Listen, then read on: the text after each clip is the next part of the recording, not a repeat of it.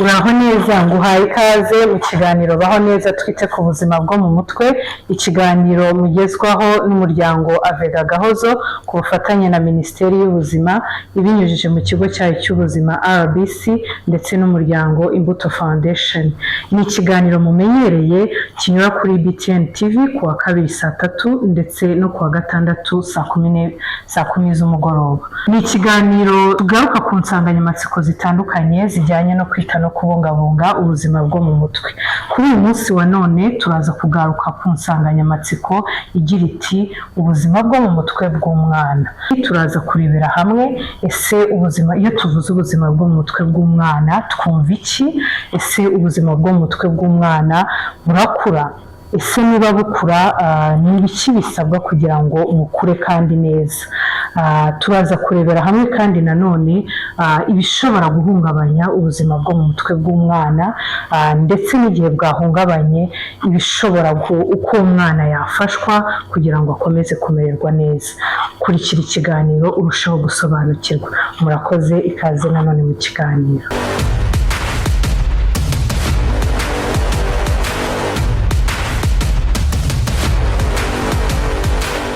Kuri uyu munsi mu kugaruka kuri iyi nsanganyamatsiko ntabwo ni njyenyine muri studio, ndi kumwe n'abatumirwa batandukanye bavuye mu bigo bitandukanye. Turi kumwe na Nsengiyumva Athanase, akaba ari umukozi ushinzwe kwita ku buzima bwo mu mutwe, akaba akorera mu kigo cy'ubuzima cya Kinyinya. Ndetse murakoze cyane, kaze mu kiganiro. Murakoze cyane. Turi kumwe kandi na Dr. Chaste Uwihoreye, akaba ari inzobere mu bijyanye n'ubuzima bwo mu mutwe. Ikaze mu kiganiro Dr. Chaste. Barakoze cyane abatumirwa bacu b'uyu munsi. Nk'uko twatangiye tubivuga, kuri uyu munsi turaza kugaruka ku nsanganyamatsiko igira iti ubuzima bwo mu mutwe bw'umwana. Mbere yo kuyijya mu mizi, twagira ngo Athanase mudufashe mu by'ukuri gusobanurira abadukurikiye muri iki kiganiro, iyo tuvuze ubuzima bwo mu mutwe bw'umwana ubundi twumva iki? Ese umwana turi bugarukeho muri iki kiganiro ninde mu buryo bworoshye ku buryo twese twabyumva? Yego, urakoze cyane ku kibazo cyiza. Uragira uti iyo bavuze ubuzima bwo mu mutwe bw'umwana twumva iki? Ese yenda ndabafasha no kumva ibyiciro by'imikurire y'umwana.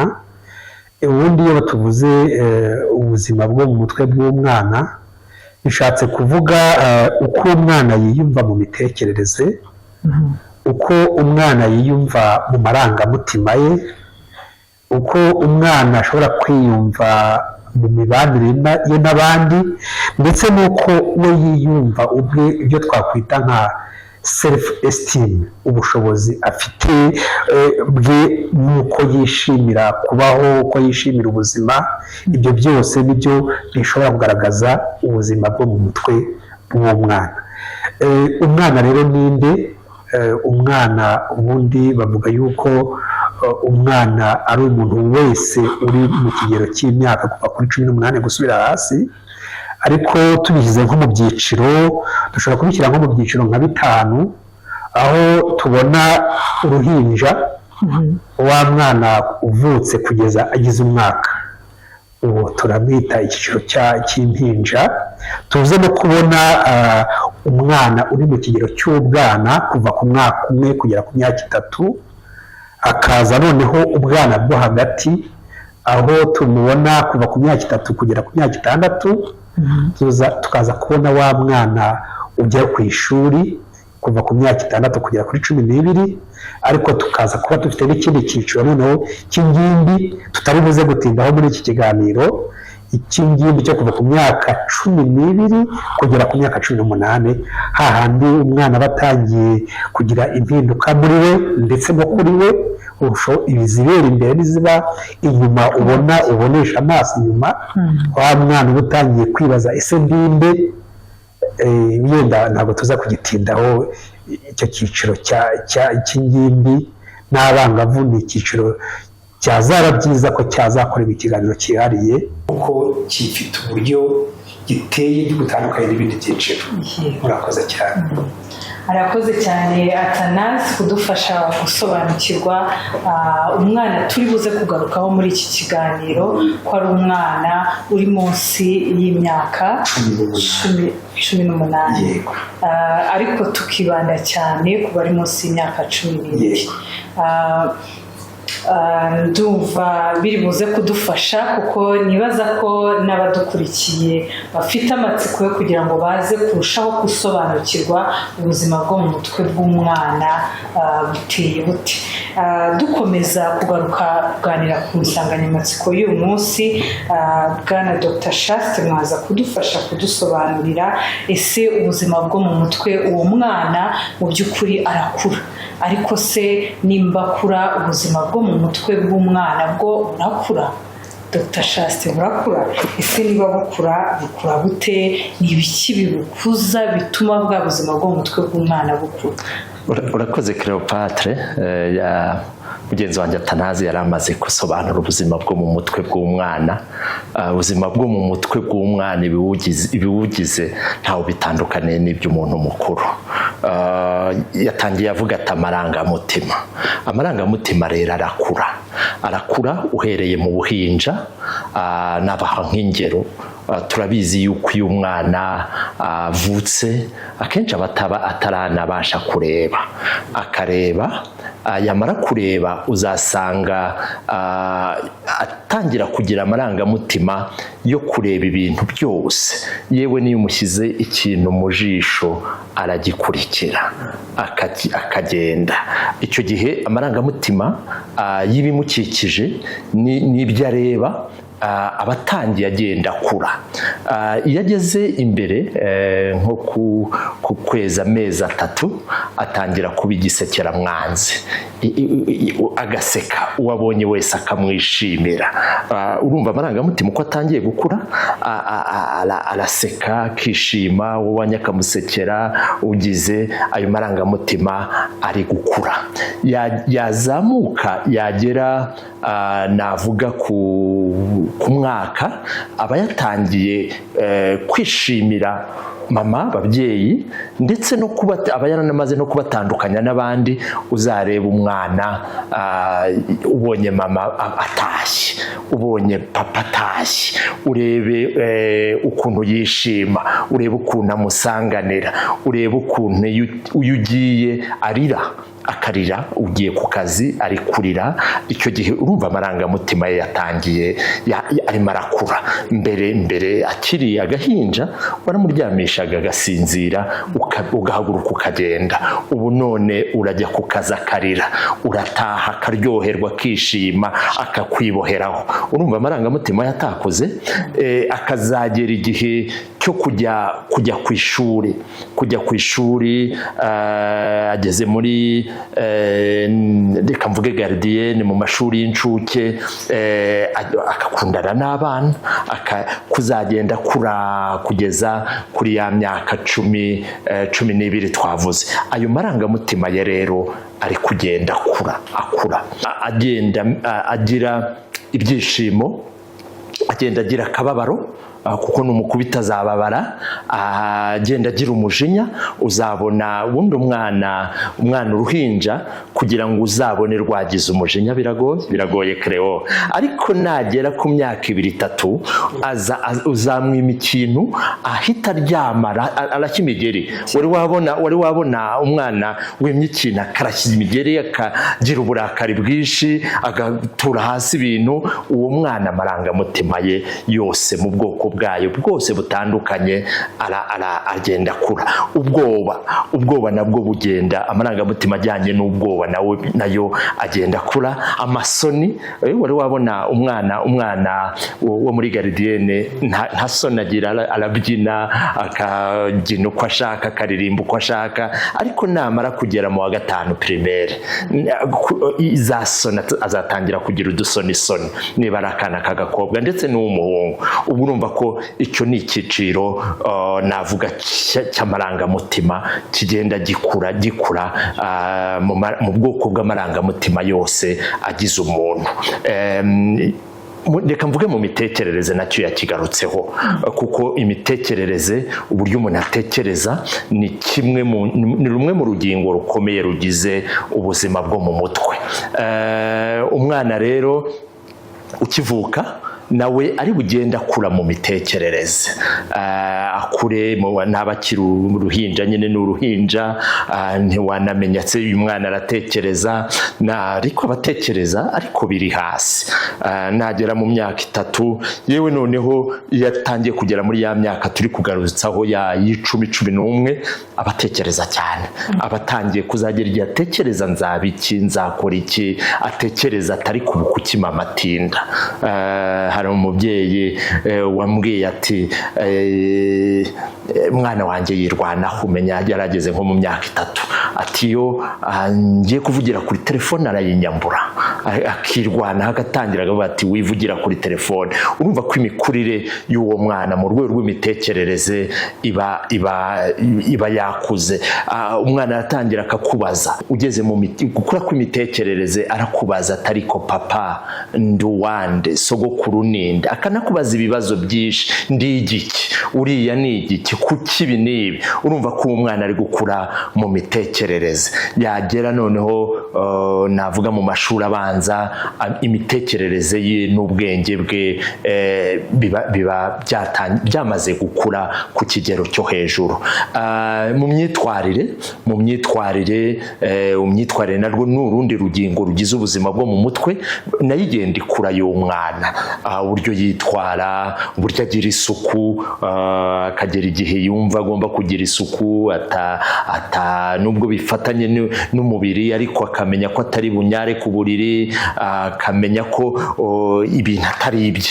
Uzabona akana ko mu mashuri y'incuke avuga ati ikaramu ni iyanjye, byose ni ibyanjye, ariko namara kugera mu myaka 5-6 azaba azi ikaramu ye n'ishati itariye. Uzabona umwana w'imyaka 2-3 akagukubita, ariko nagera mu myaka 6 azaba azi ko gukubita bibabaza, azaba azi ko iki kintu ari kibi, iki tugiye gukora. Imyitwarire nayo ikagenda ikura, ari nako n'umubiri we ugenda ukura, kuko nituza no kugera ku buzima bwo mu mutwe bwigaragaza n'umubiri turi bugarukeho. Noneho reka mvuge mu imibanire n'abandi, muzi ko ari urugingo rukomeye rugize ubuzima bwo mu mutwe. Umwana uko abana n'abandi, abanza kubana na mama we, akonka barebana, akakura, akamenya abo mu rugo n'uburyo babana. Yewe ndetse wari wabona umwana ukunda umukozi wo mu rugo kurusha mama we kubera ya mibanire turi bubigarukeho. Ukabona ninde bakundanye mu rugo, iyo mibanire ikagenda ikura, akazageraho akajya ku mashuri y'incuke. Twese turabizi iyo tugejeje akana k'imyaka 3 ku ishuri, gasigara karira kakavuga ati papa aransize, mama aransize, abo mu rugo baransize. Uko kagenda kabana n'ababana, buriya noneho mu mashuri y'incuke yo igira uruhare mu kwigisha no mu gukuza imibanire y'umwana, kakiga kubana n'abandi batarabo mu rugo. Noneho uko kagenda gakura, buriya kajya kurangiza amashuri y'incuke kamaze kugira ubushobozi noneho bwo kugira inshuti y'umwihariko. Hakaba ashobora kuvuga ati mfite umwana runaka twigana w'inshuti yanjye. Noneho uko akura azajya kurangiza primaire ho imibanire yakuze, kazi kubana n'abandi, kazi umwana azi ko kubana n'abantu ari byiza. Reka nsoreze mu gukura mu bijyanye no kuzuza inshingano, kuko ubuzima bwo mu mutwe butarimo kuzuza inshingano ntibuba bwuzuye. Umwana atangira kura, twahereye ku buhinja, akenshi afite inshingano zo gushimisha abo mu rugo, twamubona tukishima, ariko akagenda akura afata inshingano mu rugo, akavuga ati ariko se ndi bukora iki mu rugo, ese ngomba gutsinda, ese ngomba kurusha abandi, ndetse akazagera n'igihe atangira gutekereza gukora imirimo yo mu rugo imwe n'imwe, atangira gufasha ababyeyi. Ibyo byose n'ubuzima bwo mu mutwe buri gukura bumuganisha kuzajya mu nshingano amaze kuba mukuru, amaze kuba nkatwe, ndetse icyo cyiciro nkakiganisha noneho no mu bijyanye no kumva ko ashoboye, aricyo abantu bakunda kwita confidence cyangwa self esteem. Nabyo bikagenda bikura yumva ko ashoboye. Wari wabona umwana kana k'imyaka 3 ugiye kukwambutsa umuhanda, wagafata ukuboko kagashaka kwishikuza kugira ngo kakwereke ko kakwiyambutsa, kakwereke ko kabishoboye, kakwereke kazamure iyo self esteem. Uwo mwana rero iyo self esteem igenda ikurikura kuzagezaho ndetse akubwira ati winyambika, kuzagezaho akubwira ati winkarabya ndabishoboye, kuzagezaho akubwira ati ndashoboye, ndi kujya mu nshingano. Urumva ko ubuzima bwo mu mutwe rero bw'umwana burakura kuva mu buhinja kuzageza nyine aho bukuze, nk'uko n'umubiri w'inyuma ugenda ukura. Ubuzima bwo mu mutwe bw'umwana burakura. Umuntu yakwibaza rero ati bukuzwa n'iki? Ubundi ku mwana kugira ngo akure mu gihagararo, kugira ngo ibice by'umubiri bikure, hari icyo mbese ntekereza nk'ababyeyi bashobora kubuza abana gukora imirimo imwe n'imwe ku cyo mwabikomojeho, uburyo ushobora gusanga umwana adakora imirimo kandi byari bimufasha.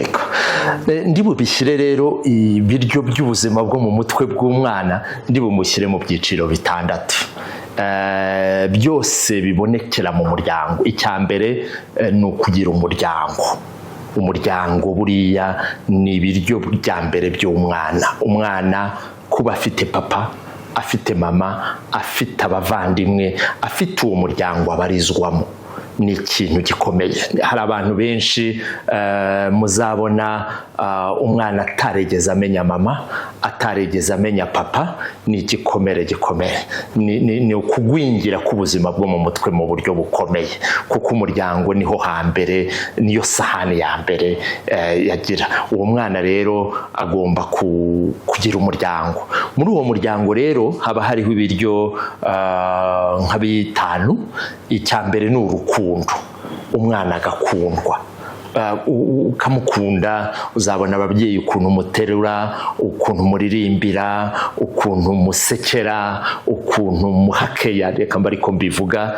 kandi buri wese, yaba ari umubyeyi w'umumama, yaba ari umubyeyi w'umupapa, urukundo nibyo biryo bya mbere. Hanyuma icya kabiri umwana akenera kugira ngo bwa buzima bwo mu mutwe bukure neza ni ukubahwa. Akubahwa. Hari uburyo tutajya twubaha abana, ugasanga umuntu arabwira umwana ngo yewe ngo uzimarira ikise, akaba ari cyo ahora amubwira, ushoboye ikise, ubundi se wenda yabonye amanota mabi, ugize umukwe ntawe kwaba atagize, ariko ugahora umubwira ko ntacyo ashoboye, ntumwubahe, ukahora umubwira amagambo amusubiza hasi. Uwo mwana ntabwo uri kumuha ibiryo byiza byubaka ubuzima bwe. Ariko ivuze turi umwana mwiza, umwana w'umuhanga, urashoboye, ukamuha umwanya mu muryango, icyo ni ikintu gikomeye kizubaka bya bintu, bya bice byigize ubuzima bwo mu mutwe bw'umwana. Icya gatatu umwana akenera ni umutekano mu muryango. Nababwiye ko icya mbere ari mu muryango. Uwo mutekano mu muryango uvuga iki? Uvuga ko atagomba kubona aho ababyeyi barwana, atagomba kubona aho hari batukana, atagomba kubona ibyo bintu by'ubunyamaswa mu muryango, atagomba kubona papa ye yasinze.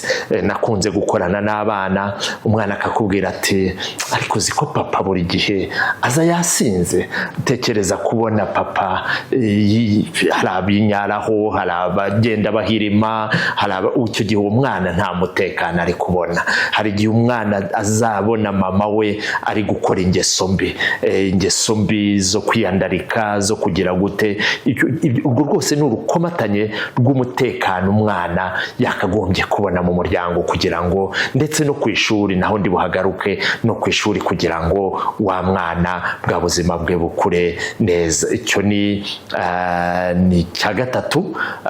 Hanyuma icya kane wari ugikomojeho ni uguhabwa umwanya nakwitaho kugerageza, wo gukora experience, wo gukora imirimo. Hari ababyeyi bamwe na bamwe azayasanga umwana ari kugerageza kugira ibyo akora, akavuga ati kuki mumvunishiriza umwana? Kuvunisha umwana no kumukoresha imirimo mibi ni bibi cyane, nanjye ndabirwanya. Ariko umwana kuba yashobora gukora ibyo ashoboye kugira ngo abone, atangire amenye, akuze bwa bushobozi bwe, ni ikintu cyiza, ni ikintu cy'ingenzi kizubaka bwa buzima bwe bwo mu mutwe. Ibyo byose rero bikiyongeraho ibyo nakwita byo mu bushobozi. Agomba kurya neza, indyo yuzuye, ari nabyo dukunda kugarukaho cyane. Agomba kwiga, akajya mu ishuri akiga, agomba gukina n'abandi, agomba kuvuzwa, kuruhuka. Ibyo byose ni urukomatanye rw'ibiryo bizagaburira bwa buzima bwo mu mutwe bw'umwana, akazakura atekanye, ameze neza. Charles adusobanuriye mu buryo bwimbitse, kandi anatubwiye ko ubuzima bwo mu mutwe bw'umwana bukura, bimufasha kugira ngo bukure. Wowe udukurikiye, numva byagufashe kugira ngo urusheho gusobanukirwa ubuzima bwo mu mutwe bw'umwana uburyo bukura. Kandi hari icyo asorejeho anavuga ibiryo byiza bigaburira cyangwa se bifasha wa mwana kugira ngo ubuzima bwe bwo mu mutwe burusheho gukomeza gukura kandi neza, bijyana n'umubiri. Arakoze cyane. Dukomeza ku nsanganyamatsiko yacu, twumvishe ko ubuzima bwo mu mutwe bw'umwana bukura, ariko mu buryo akuramo nk'uko ntabyera ngo de, ariko iyo arimo akura mu by'ukuri ashobora guhura n'ibibazo bitandukanye bivuye mu muryango cyangwa no hanze yo mu muryango. Ariko se Bwana Atanazi, ni ibiki bishobora guhungabanya ubuzima bwo mu mutwe bw'umwana muri rwa rugendo arimo akura? Urakoze cyane Cleopatre ku kibazo ubajije. Ese ni ibiki bishobora guhungabanya ubuzima bwo mu mutwe bw'umwana? Ni byinshi, ariko ndi butinde cyane ku kijyanye n'amakimbirane yo mu muryango, kuko no mu Kinyarwanda baravuga ngo mwene Samusuri avukana isunzu, cyangwa se uwibahetse aba yigisha mu mugongo. Ariya makimbirane yo mu muryango akenshi agira ingaruka ku buzima bwo mu mutwe bw'abana. Ndifashisha kesi imwe y'umwana ubigeze kwiyahura, umwana muto wari ufite imyaka 11, ari ku munsi w'amavuko wa mama we. Akaba rero ari impano isumba izindi yashaka guha umubyeyi we umubyara. Yasize yanditse akabaruwa, baje kukamusangana ariko yapfuye.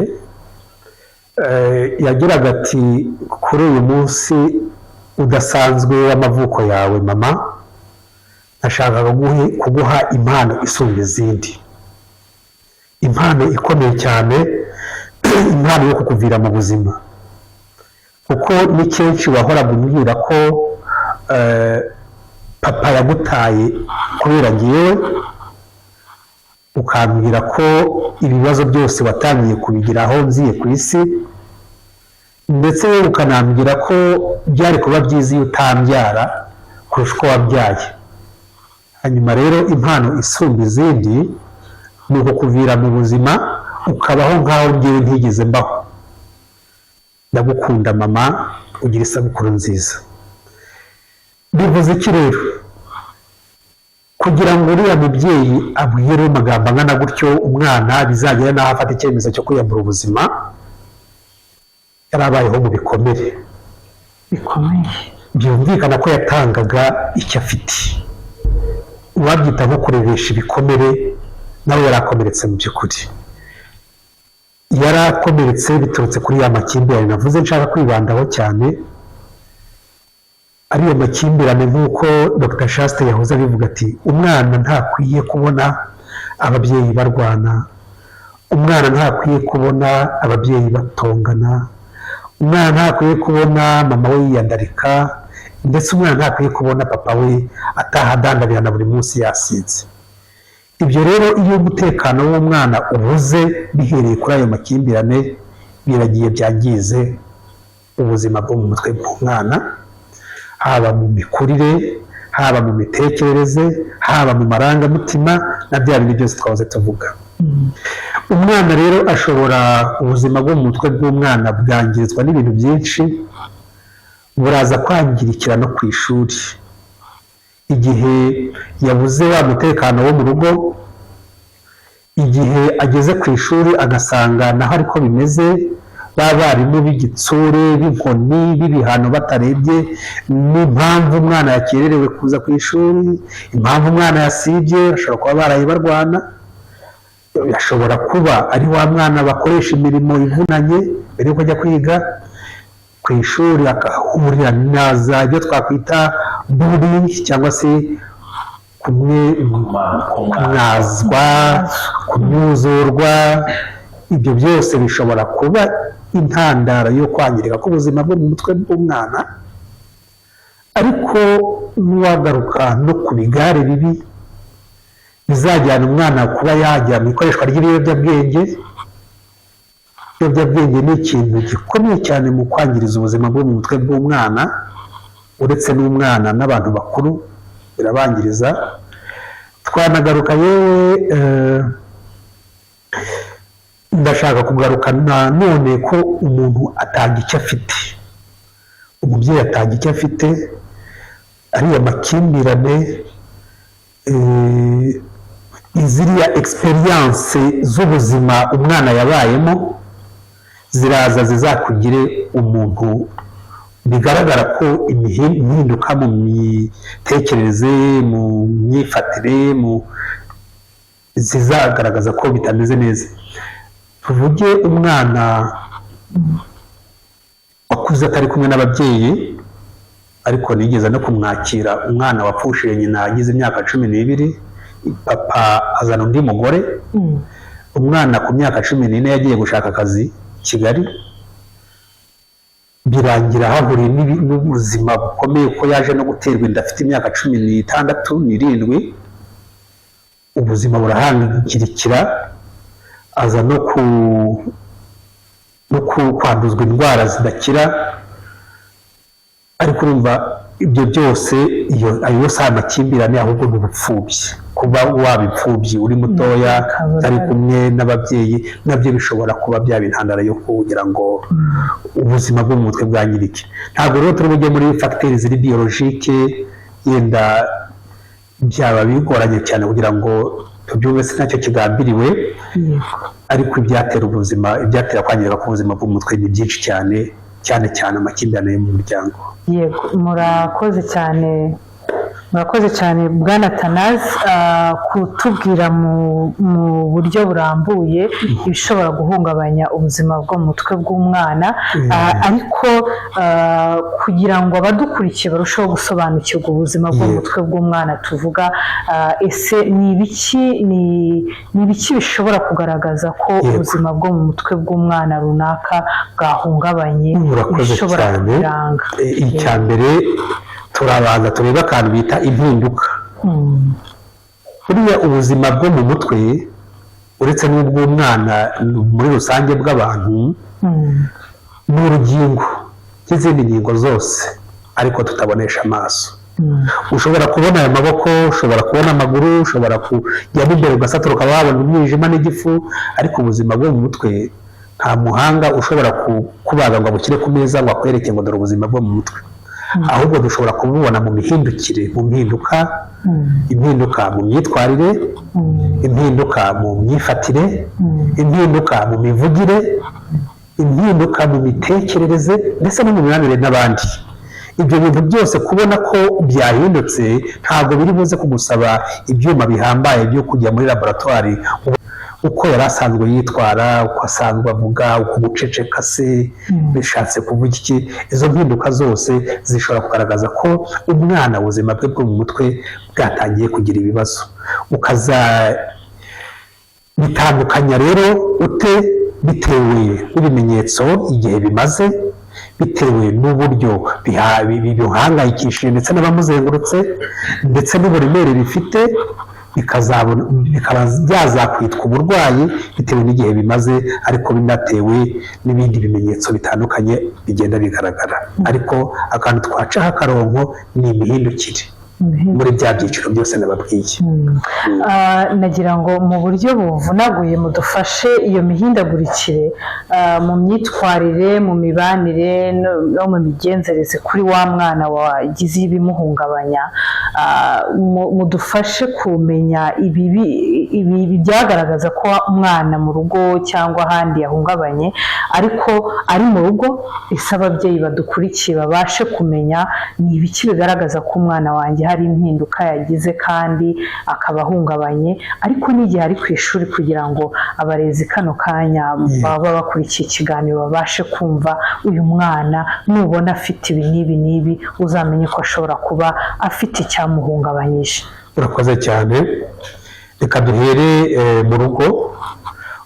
Umwana ubona atagikina n'abandi, wa mwana uhora ubona afite ikibazo cyo kwigunga, wa mwana ubona afite ikibazo cyo kudasinzira cyangwa se gusinzira cyane bikabije, wa mwana utangiye kubona ko ntabasha kurya cyangwa se akaba yanarya cyane bidasanzwe, wa mwana ubona adashobora kuzuza inshingano mu gihe ari mu kigero cyo kuba hari ibyo ashobora kuba yabazwa, ariko ndetse wa mwana ushobora kubona afite uburwayi bwa hato na hato bw'umubiri budasobanutse, ukaba wamujyana no kwa muganga bagafata ibipimo bagasanga nta kibazo na kimwe afite.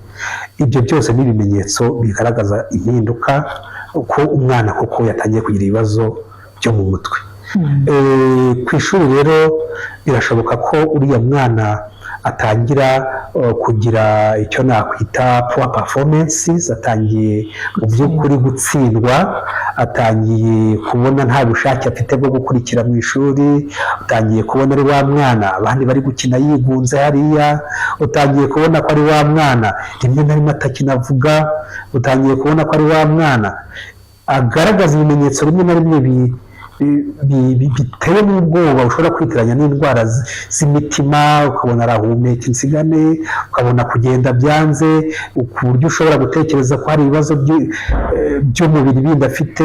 Byose ni ibibazo ushobora kubona ko impinduka muri ubwo buryo, wihutire kuba wamuha ubufasha, kumwohereza aho bashobora kumufasha.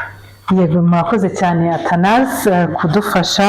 Tugana ku musozo, Bwana Chaste, mwadufasha kudusobanurira cyangwa se gufasha abadukurikiye umwana wagaragaje bimwe mu bimenyetso, cyangwa se reka mvuge wagaragaje ko twabonye ko afite ibibazo byo kuba ashobora kuba hari ibyamuhungabanyije, bwa buzima bwe bwo mu mutwe bwahungabanye. Mu by'ukuri yafashwa ate, yafashirizwa he, yafashwa nande, ariko mu buryo bugufi cyane? Mu buryo bugufi reka mvuge ibimenyetso bitatu by'ingenzi. nubona umwana yasubiye ibwana, gusubira ibwana ashobora kuba yararetse kwihagarika ku buriri akongera agatangira kwihagarika ku buriri. Nubona umwana yahinduye imyitwarire, kuko umwana avuga mu myitwarire, ukabona atangiye kurwana bitari ngombwa, ukabona atangiye kugira ingeso atari asanzwe afite. Nubona umwana yahindutse mu mubiri nk'uko mugenzi wanjye yabivugaga, kuko umwana avugisha umubiri, ukabona atangiye kugira indwara zidasobanutse, gerageza umugeze ku bashinzwe kwita ku bana, kuko baca mu mugani mu Kinyarwanda ngo igiti kigororwa kikiri gito. Nk'uko n'ubusanzwe umwana mu buryo bw'umubiri, murabizi ko umwana iyo yagize ibibazo hari abajya tuvuga ngo ari mu muhondo, ari mu mutuku, ari mu cyatsi. No mu buryo bw'ubuzima bwo mu mutwe ashobora kujya mu mutuku. Kujya mu mutuku ni igihe atari gukina n'abandi. Kujya mu mutuku ni igihe yasubiye inyuma mu bwana, ukabona ari kwitwara uko atakagombye kwitwara, aratsinzwe. Kujya mu mutuku ni igihe yagize izo ndwara zigaragariza mu mubiri kandi kwa muganga batabona indwara arwaye, menya ko uwo mwana atangiye kujya mu mutuku. Ashobora no kujya mu muhondo. Mu muhondo naho ni igihe uwo mwana ubona bitangiye guhinduka gakeya. Gerageza rero uwo mwana, hari ibintu bibiri by'ingenzi ndi buvuge. Icya mbere ni uguhindura uburyo mubayeho, nk'uko mugenzi wanjye Atanazi yabivugaga, ku buryo mu muryango, ku ishuri haboneka umutekano, haboneka urukundo, haboneka kubaha uwo mwana, haboneka kumusubiza mu byishimo n'umunezero. Hanyuma icya kabiri ukamwegereza abashinzwe kwita ku mwana kugira ngo barebe ko haba hari ikibazo. Kandi ndabubabwire ko mu bigo by'ubuvuzi uhereye ku bigo nderabuzima hose hari abo bahanga bashobora kumenya ko umwana yaba yagize ikibazo gishingiye ku buzima bwo mu mutwe. Muhageze bagufashe kukugira inama, wowe mubyeyi cyangwa se we murezi, biri bugufashe kugira ngo uwo mwana yongere akure neza mu bijyanye n'ubuzima bwo mu mutwe. Murakoze cyane mwese ku musanzu ukomeye kugira ngo mudufashe ndetse n'abakurikiye ikiganiro Baho Neza twite ku buzima bwo mu mutwe kurushaho gusobanukirwa ubuzima bwo mu mutwe bw'abana. Tugana ku musozo, Atanazi, mu butumwa bugufi cyane, ni ubuhe butumwa mwaha abanyarwanda badukurikiye? Yego, urakoze. Mu butumwa naha abanyarwanda badukurikiye no kubabwira ko nta buzima buzira umuze budafite ubuzima bwiza bwo mu mutwe. Ndakoresha imigani 3 y'Ikinyarwanda. Umugani wa mbere uravuga ngo uko muturera niko tuzakura, kandi ngo wibahetse abayigisha uri mu mugongo. Ibyo ni imigani ya Kinyarwanda yerekana ko umwana, bwa buzima bwo mu mutwe bw'umwana bwangirika biturutse kuba mukikije. Hanyuma wongera akasubiramo umugani navuze ngo igiti kigororwa kikiri gito, iyo kimaze gukura ugashaka kukigorora kiravunika. Bivuga yuko iyo umwana atamwitayeho akiri muto, hari igihe biba bitagishobotse umwana kugarura ya myitwarire. Murakoze cyane rero, turabashimiye mwe mwakurikiye ikiganiro Baho Neza twite ku buzima bwo mu mutwe. Nanashimira abatumirwa bacu, Bwana Atanazi, mwakoze kwitabira ikiganiro. Murakoze cyane Cleopatra. Mwakoze Dr. Shaste kwitabira ikiganiro. Mwakoze nawe. Ikiganiro cy'uyu munsi rero naha gisoreje, naho ubutaha. Amazina yanjye yari Kezimana Cleopatra. Mwakoze cyane.